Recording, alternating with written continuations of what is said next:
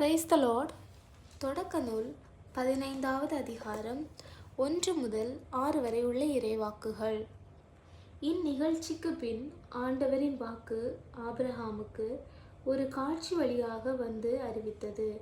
Abraham, அஞ்சாதே, நான் உனக்கு கேடகமாக இருப்பேன், உனக்கு பெரும் கைமாறு கிடைக்கும். அப்பொழுது ஆபிரகாம், என் தலைவராகிய ஆண்டவரே, எனக்கு என்னதாம் தருவீர்? எனக்கோ குழந்தையே இல்லை. தமஸ்கு நகர் எலியேசர் தான் எனக்கு பின் என் இல்லத்தின் உரிமை மகன் ஆகப் போகிறான். நீர் எனக்கு குழந்தை ஒன்றும் தராததால் என் வீட்டு அடிமை மகன் எனக்கு பின் உரிமையாளன் ஆகப் போகிறான் என்றார். அதற்கு மறுமொழியாக, இவன் உனக்கு பின் உரிமையாளன் ஆக மாட்டான், ஆனால் உனக்கு பிறப்பவனோ உனக்கு பின் உரிமையாளன் ஆவான் என்று ஆபிரகாமுக்கு ஆண்டவரின் வாக்கு அருளப்பட்டது.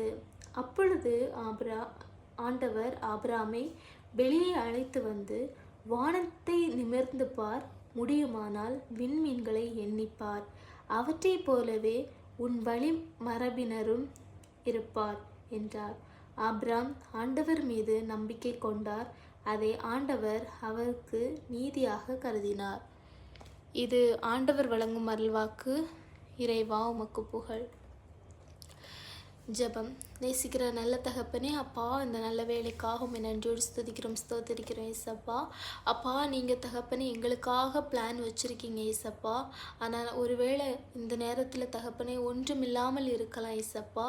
இருந்தாலும் தகப்பனே, நீங்கள் எங்களுக்குள்ள பிளானை நாங்கள் விசுவாசித்து தகப்பனே, அப்பா, இல்லாததை நீங்கள் உருவாக்குகிற தேவன் ராஜா. அப்பா, நீர் அப்படியே தகப்பனே இந்த வீடியோவை பார்க்கிற அந்த பிள்ளைகளை தகப்பனே நீர் ஆசீர்வதிக்கும்படியாய் ஜெபிக்கிறோம் ஏசப்பா.